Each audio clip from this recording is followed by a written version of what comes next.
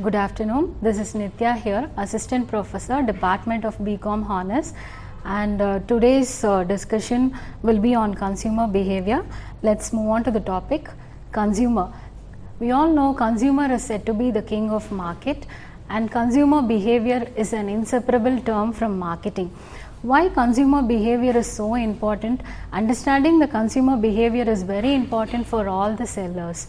Only when you understand about a consumer, what he needs, knowing about the needs and preferences of the market is very important for all the sellers. In order to frame the strategies and to survive in the market, this term consumer behavior is very, very important. Let's look into the definition of consumer behavior.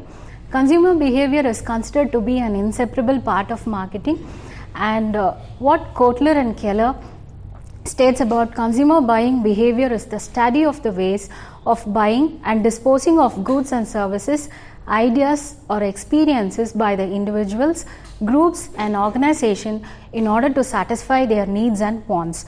So we need to understand how the consumers react and to be influenced by all these marketing strategies. That is what is being meant in this definitions. Why is consumer behavior so important?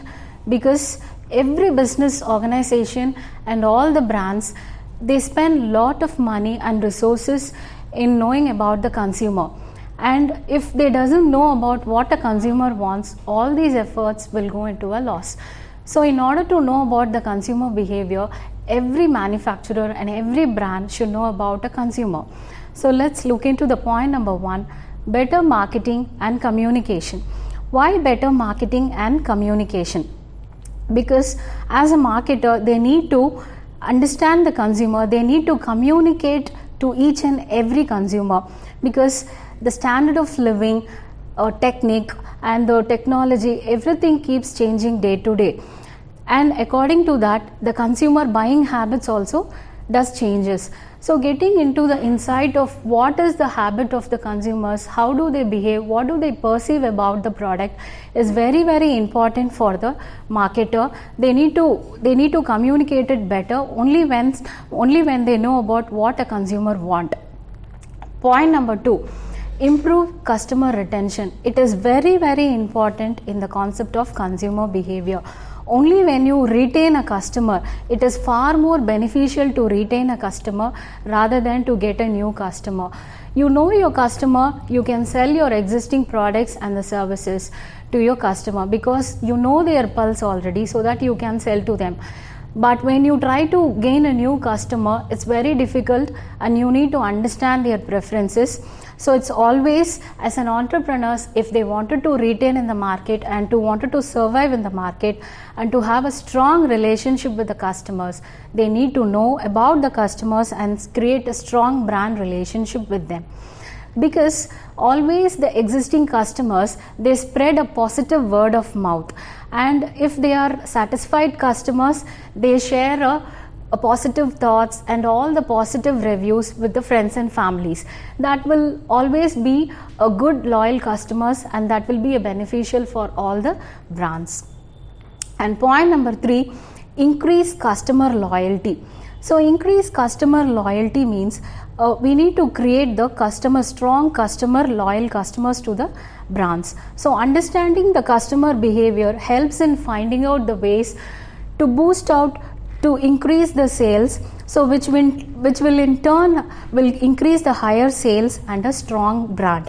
So analyzing your customers, what actually they want, knowing about your customers, you can provide them with the sales discounts or special offers. Even the surprise gifts can be provided to all the customers, and they will actually like it. And not only that, you can suggest the new products, the best products, and also the best services in your brand, so that will turn out to be a loyal customers. Point number 4, better plan inventory. So researching the customer attitude helps the companies plan inventories and also about the stock, the raw materials in advance. So if in case of service based industries, as a management team, they will decide about what type of resources they have to keep in stock, and they will also plan about the human resources. So in turn, if there is a trend and demand for a specific products, you can actually meet that trend. So this consumer database will help them to balance between a demand and a supply. So we actually require for a better plan inventory. Number 5, increase sales. A company always aims to satisfy the specific market niches. So even though if the company operates in a different sectors, always they focus or they will target on the potential customers in each segments. So if you know the customers well, you can have the better conversation with the people. So always that in turn will complete the deal. So knowing who you are selling makes it possible for every marketer. You can able to clearly define your objectives in the market. So learning about the consumer behavior helps to define about the main customers that come directly into your shop, so that you can able to give the customers what actually they want. So keeping all the stocks, so definitely that will increase the sales. So instead of taking a random shots and trying to sell your products to anyone, it's always better retain your customers and try to impress them, have a good conversation with your customers and turn the deal into a successful one. And it is also a successful strategy and a proven one. And it is said to be a smarter decision for all the sellers. Number 6 is competition. So studying about the consumer behavior helps in understanding the competitive market, knowing who are the competitors in the market, so that you can position your products better in the market and also offer a competitive advantage. So as a marketer or as a seller, you must be knowing the answers for the questions like who are the competitors, why your prospective buyers are buying the products from the competitors one, are the prospective buyers are being satisfied with the products which they are already buying from the competitors. So this part is very, very important for all the marketers.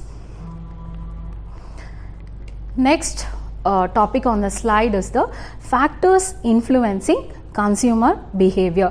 So consumer behavior is influenced by many factors, so such as situational factors, personal factors, social factors, psychological, cultural and economic factors. So let us look into each one. So first one is situational factors. So these situational factors are very temporary in nature. So what the sellers will do is they include the physical factors like stores location, then music, layout, colors, even the lighting, that is very important, which is considered to be very temporary in nature, because these factors immediately that will attract the consumers.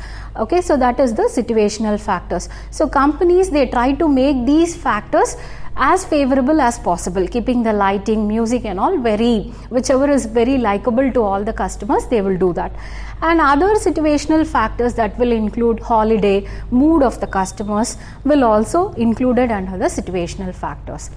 Point number 2 is personal factors. So personal factors means it includes the demographic factors like age of the customer, then gender and the income, occupation, all these factors that falls under the category of personal factors. So it is also depends upon the interest and the opinion of the person, whoever is trying to buy a particular product. And not only that, it also includes about when you closely look into a person's lifestyle or their leisure activities, all this will be also considered as the personal factors. And number 3 is social factors.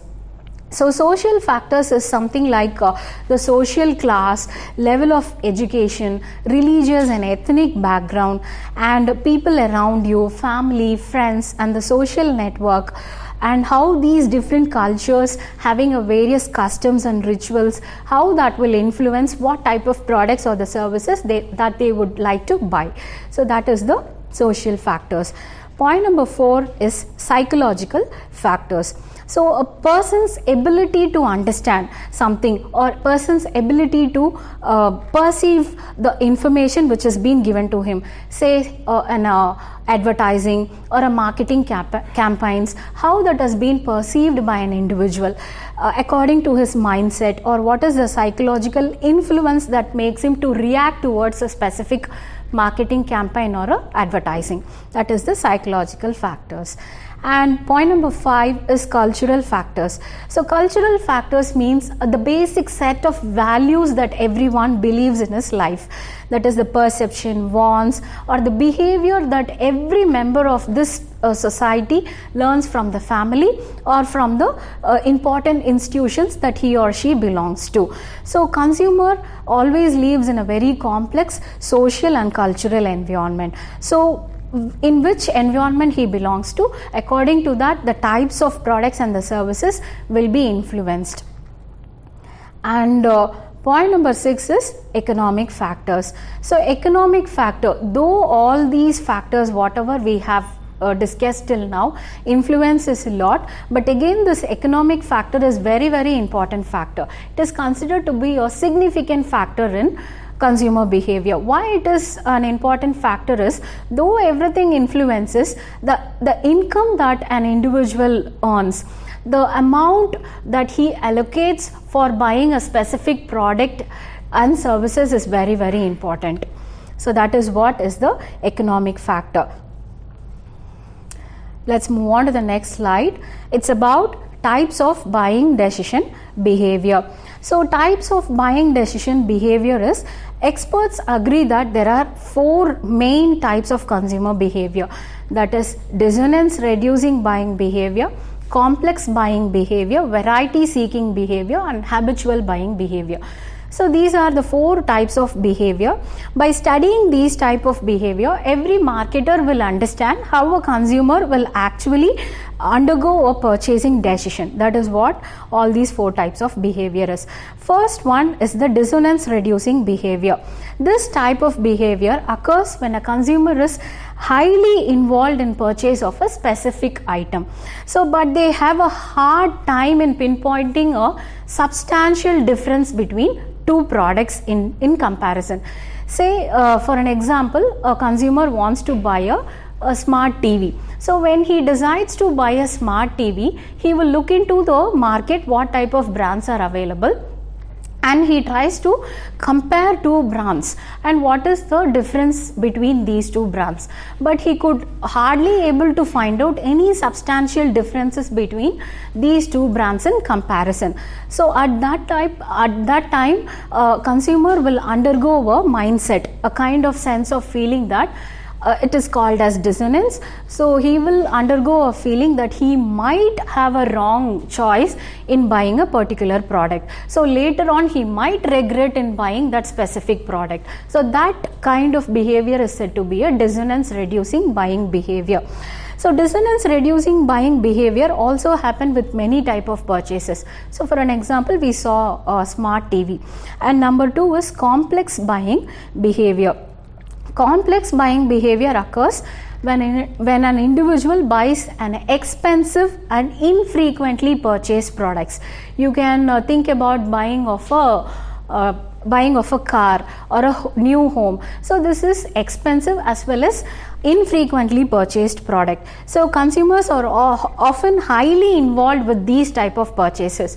So normally we do more researches in buying these type of products while buying a car or a new home. So we entirely go through a thorough research and only we buy that product. That is why it is a complex buying behavior, because the cost associated with these type of products is very high and buying involvement is also is been more in case of complex buying behavior.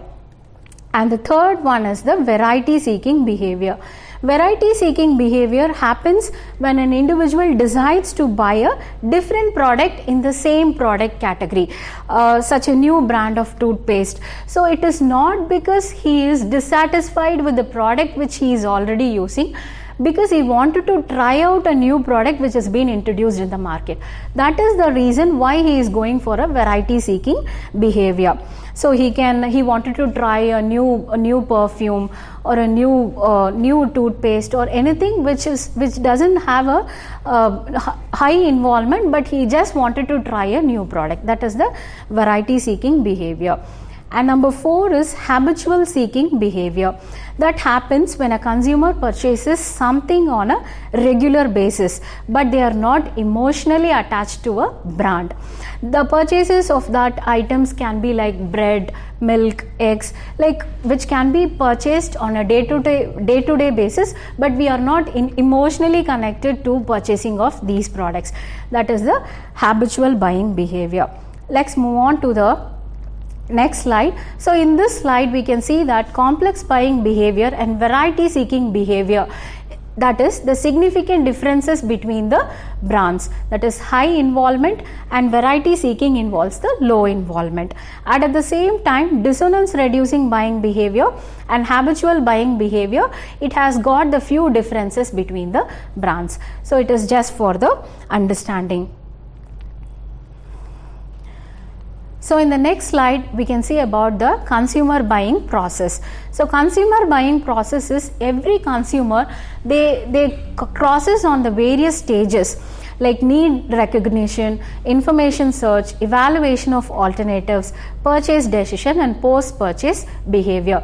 So need recognition, so every consumer he will goes on these particular stages, but not necessarily every consumer will go on these stages in the same order. So the first one is the need recognition. So need recognition is the very beginning stage. So it is likely to occur when a consumer is faced with a problem. So when a need arises, when he feels that the product which he is already using is not been satisfying him anymore, so he wanted to buy a new product. So in that case the need arises for him.